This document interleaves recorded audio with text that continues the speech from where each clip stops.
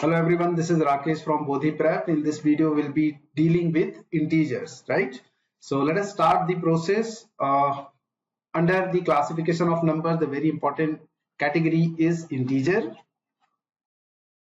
and we'll be dealing integers at length, and we'll be focusing primarily on those things which are ultra fundamental and at the same time which are very important to understand questions, the way the questions are framed in CAT, right? So what are integers? Integers are nothing but numbers. The only thing is that this include all kind of numbers which do not have a decimal component or a fraction component, right? For example, if I draw a number line like this is a number line, definitely there will be one place which we'll call it 0.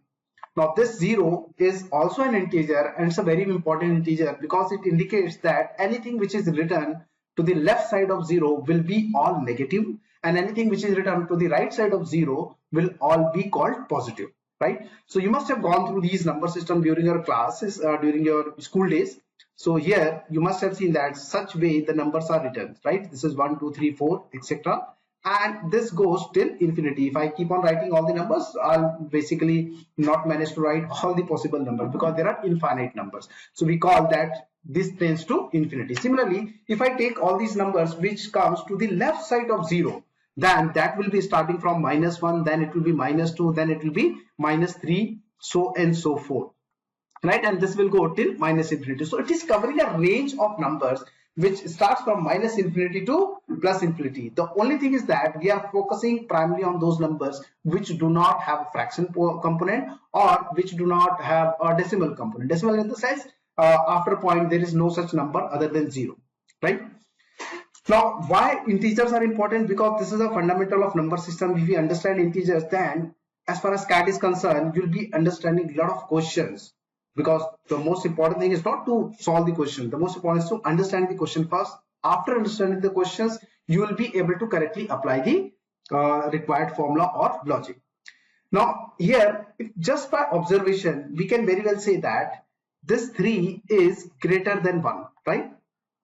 3 is greater than 1. In numbers, we already know that 3 comes after 1, so obviously 3 will be greater than 1. But the similar kind of thing doesn't happen in the negative integers. This -3 is actually less than -1. This we need to understand, right?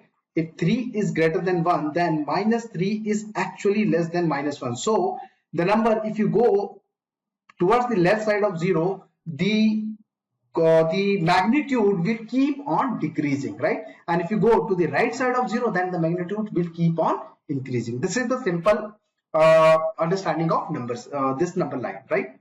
Now, since we have seen a negative integer, 0 also positive integer, so definitely there are further categories of integers, right? So what are the basic categories? Let us see them. So all those integers which are greater than 0, right? I repeat, all those integers which are greater than 0. For example, it will start from 1, right? It will start from 1 and it will go till infinity. Such kind of integers, we call them as positive integers, right? Because these are positive numbers. Fine. All those numbers which are less than 0, all those integers which are less than 0, so obviously it will start from -infinity till -1 till -infinity. So such numbers will be called negative integers, right? Fair enough. I think it's a basic definition. Anything which is greater than 0 is a positive integer. Any integer which is less than 0 is a negative integer. Now, what about 0, right? Should we call it negative integer? Should we call it positive integer? Both are no, right? We can't call 0 as negative integer or positive integer. In fact, 0 is called neutral integer, right? 0, only 0 itself, 0 as an integer itself will be called as neutral number or neutral integer, because it is neither having a minus sign or a plus sign. Because we all know that -2 and 2, there is a difference. -2 is -2 and 2 is a +2, so there is a difference. Both these numbers are distinct. But -0 and +0, there is no such difference. That's why 0 becomes the neutral integer, right?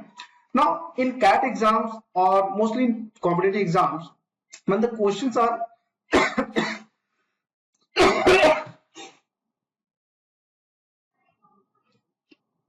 now in CAT exams, what happens is that when the questions are framed you'll come across certain terms associated with integers, and those terms need to be understood clearly. For example, one of the terms comes is non-negative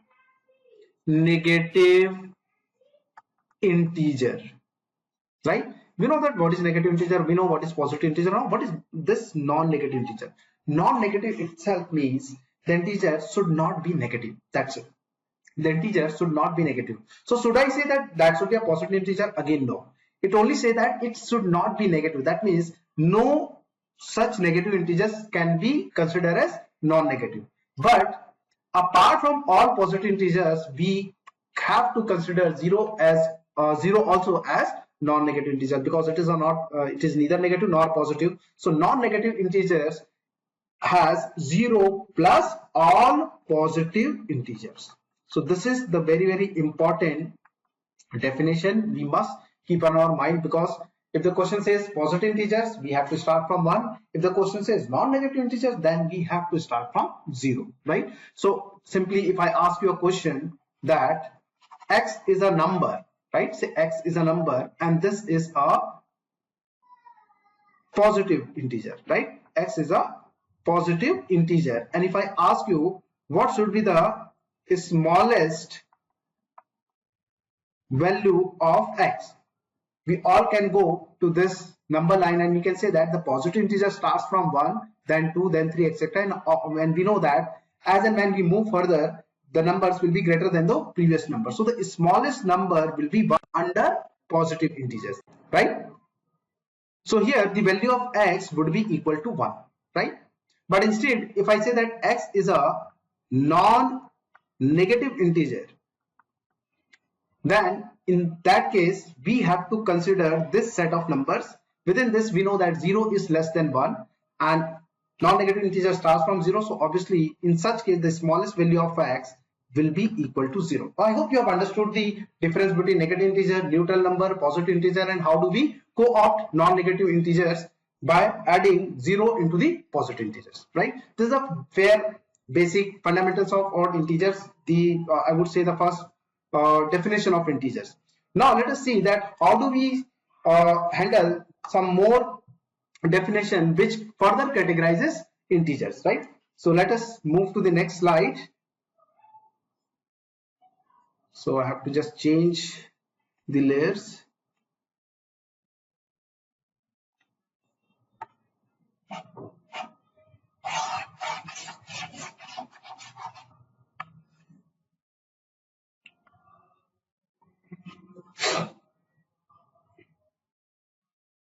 Now let us understand that how do we handle the mathematical operations which involve integers, right? We all know that the basic mathematical operations are what? Addition, subtraction, multiplication, and division. So we don't have to do anything different in integer. The only thing is that whenever we come across negative integers, we have to consider that when two negative integers are multiplied, the overall value becomes positive, right? Or if two negative integers are divided, the overall value becomes positive, right? For example, if I say that minus 3, this is a negative integer, right? I'm adding a positive integer which is say equal to 7, and I want that what should be the value. We clearly can see that this thing can be written as 7 minus 3, right? We can interchange them, so overall the value will come out to be 4. So when it comes to the addition or subtraction, it is very simple. Similarly, if I want to add two negative integers, say minus 5 and minus 6, I want to add like this. Suppose I want to add like this and I want to find what will be the value. Definitely we know that negative signs, when they are added, it becomes minus 5 plus into minus is equal to what? Minus sign. Whenever there is a bracket, then definitely these two are considered to be multiplied. So whenever plus is outside and negative sign is inside the bracket, then their product will be considered as plus into minus is equal to minus sign, right? So this will retain as minus 5, this will become minus of 7. Now since minus sign is common, we can take minus sign outside and here it will be 5 and this will become plus 7. Why it should become plus 7? Because when we will open the bracket, this will multiply with this, so it will give me minus sign. This is how we accommodate the negative values. Whenever all the values are negative, we take the minus sign outside, right? Further, this would be 5 plus 7. We all know that this is 12. So overall, the answer would be minus 12. I might have taken too much of steps to show that this is minus 12. We all know that this would be minus 12 in one step. I just want to emphasize that those of you who have some difficulty in understanding how do we handle the negative integers and positive integers, this is the way we do. And if you go through the solution and if you find that this is written just like this, you will be knowing that how it has been performed, right? So plus minus sign or the summation and addition are no brainer. We all can do it. Sometimes some of us might face some problem when there are multiplication or addition, right? For example, if I want to multiply, say, a negative number minus 7 with a positive number 5. So what we do, what we see here is that since this is a negative number and no sign is written with 5, whenever, please remember that whenever there is no sign written, it is assumed that this is plus sign. So again, minus into plus is what? Minus. So overall, whatever comes, it would be a negative integer. So we'll be keeping minus sign outside, and then we'll just forget about the sign. We'll just multiply it 7 into 5. So 7, 5 is 35. Overall, the value would be 35.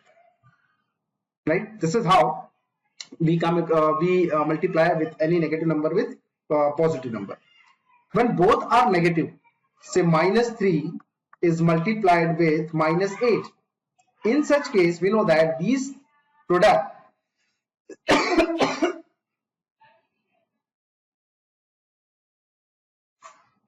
both having the same sign, which is negative. So negative, when multiplied with a negative sign, it gives me a positive sign, right? So what we'll do is that we'll keep the positive sign and we'll multiply 8 into 3, which comes out to be 24. So the overall answer will be 24. So when two negative numbers are multiplied, overall they become positive number. When one is negative and the other is positive, the overall value become negative. And when both are positive, then it doesn't matter. It will remain positive number only, right? This is a basic understanding about how do we use simple mathematical operation whenever the integers are involved, right? We come across a term in questions very frequently, and it says pair of integers. Now, what is pair of integers? First of all, let us understand what is pair. In pair, we need two things, right? So two things makes pair.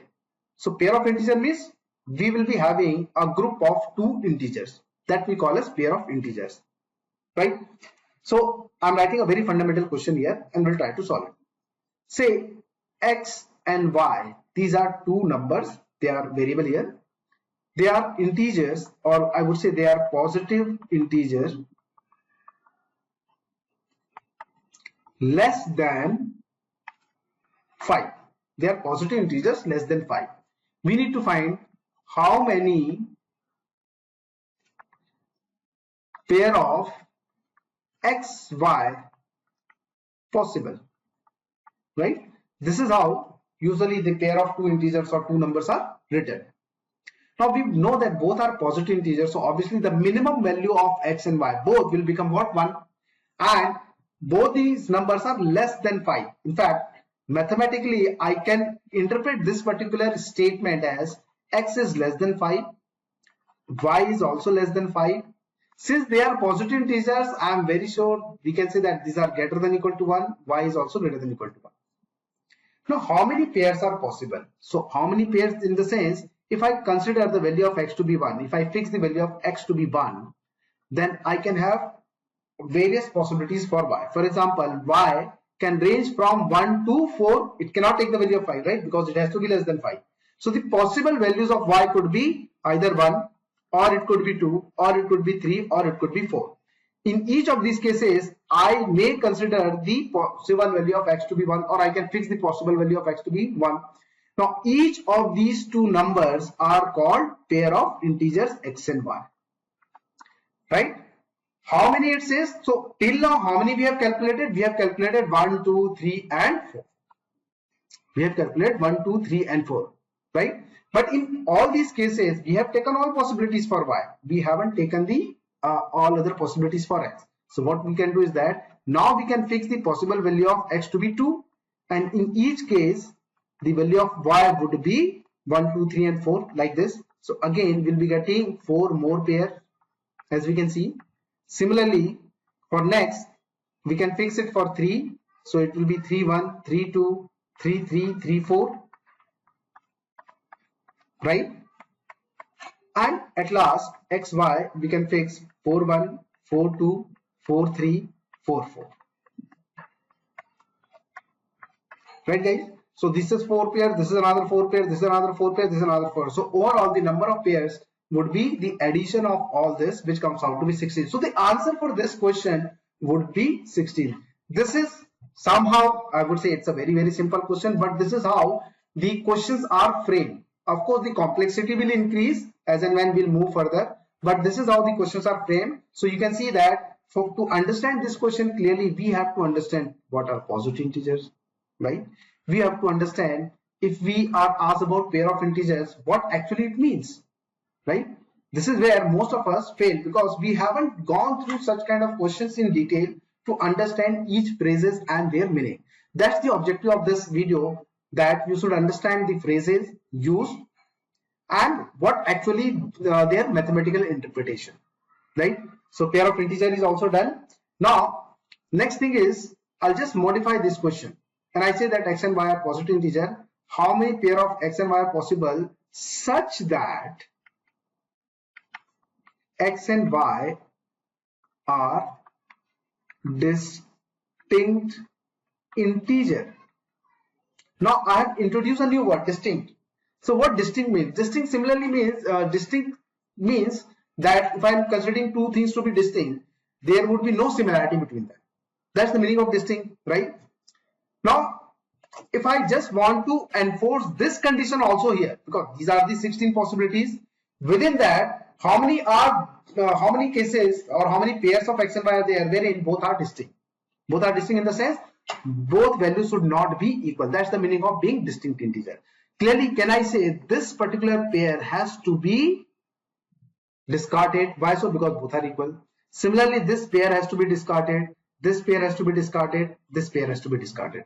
In all other cases, we can see that x and y are distinct. That is, the values are not same. So answer for this question, that is the modified question, will be 16 minus 4 because we have to discard this 4. So answer for this question would be 12. So this is how what happens is that a slight change in a question will definitely make changes in the in the corresponding answer. So we have understood three things in this question. We have understood what is distinct integer, we have understood what are positive integers already, and we have also understood what is the meaning of pair of integers, right? Now let us move to one more thing which is important, and that is which appears a lot, right? The phrase appears a lot, which is consecutive integers. Consecutive integers. Now what are consecutive integers? The term consecutive simply means that it should appear one after another. There should not be a gap, or if there is a gap, the gap should be maintained in the entire pattern. The same gap should be maintained in the entire pattern, right? So if I want to start with a positive integer, for example, so the smallest one would be what? 1. The next immediate number is 2, because I'm considering what? I'm considering positive integers. It will be next will be 3, 4, etc. so and so forth. Now if I just stop at 4 and if I want that what number should appear here, we all know that the next number, immediate number, would be 5 because these are all called consecutive integers. So if I consider these integers written somewhere, I can say that they are consecutive integers because all the numbers, once they are started, the very next number will be the very next number which appear in the number line, right? Because after 1, 2 appears in the number line, so obviously 2 is written here. Similarly, after 2, 3 appears, so 3 is written here, so and so forth, right? But if I write another say cluster or a group of a number, say 1, 3, 5, 10, 11, 3, 4, we can see that there is no set pattern. I cannot predict the next number. Here I can very well predict the next number because the next number will be the very next number which appear after 5 in the number line. This way the number lines are not written. So consecutive integers simply means one after another integers, right? So that thing you need to understand, right? Now the next important thing is that there are certain kind of formulas which is very, very specific to integers, and that should be discussed here, right? So let us understand some pattern and some formula based on that. I'll be taking a very simple pattern. I'll be focusing primarily on positive integers and their sum, right? So say I start with 1, the next consecutive integer is 2,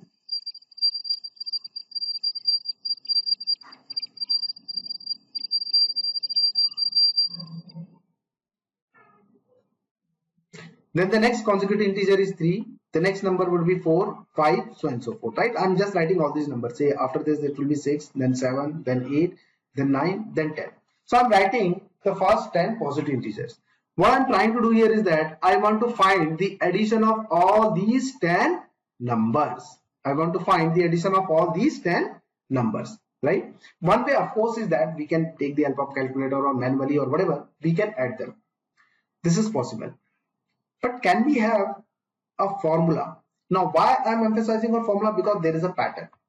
If there is a pattern in the mathematics, most often we have a formula also.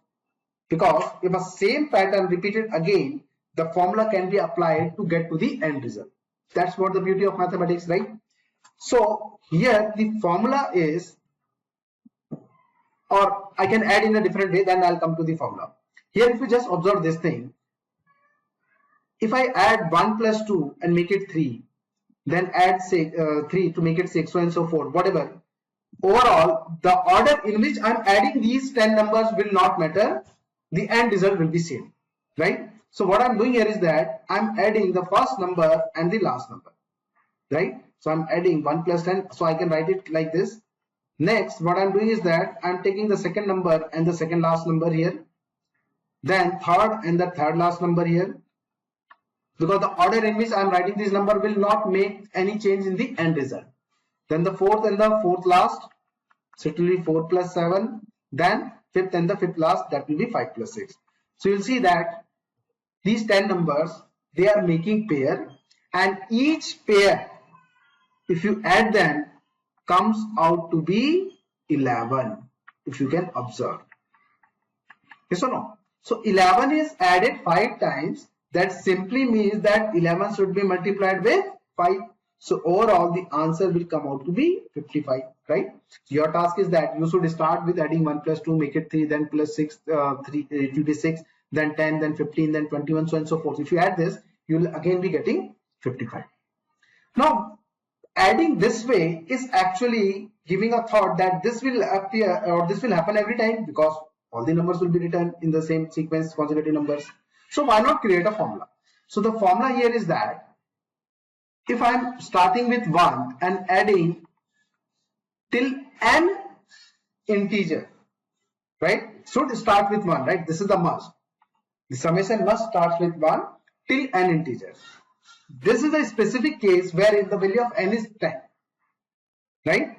So the formula for this is n into n plus 1 divided by 2. This is the formula, right? Here also we can see that in this case the value of n is 10. So this 11 is effectively 10 plus 1, right? N plus 1. This is multiplied with 5. What is 5? 10 divided by 2. N divided by 2. Getting the idea? So if I want to apply this formula, clearly I'll just see that it is starting with 1. It is going till 10. So the value of n is what? 10. So it should be multiplied with 10. 10 plus 1 will be 11 divided by 2. Overall, again, the answer would be 55. Right? So this is the very first formula I think for this video you have come across. And this is very, very important, not only for CAT, for everything related to mathematics. This formula usually appears in not only in number system, it will appear a lot in algebra also.